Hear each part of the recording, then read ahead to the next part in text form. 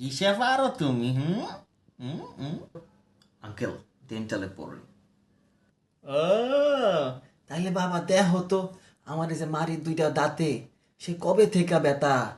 ঠান্ডা খাইলেও শিনশিন করে, গরম খাইলেও শিনশিন করে, আর ব্যথা যে এত করে। হুম হুম হুম। তারপরে খাওয়া যায়, তারপরে এইটা করে ওইটা করে, আরো কত কি যে করে, কি যে কমু।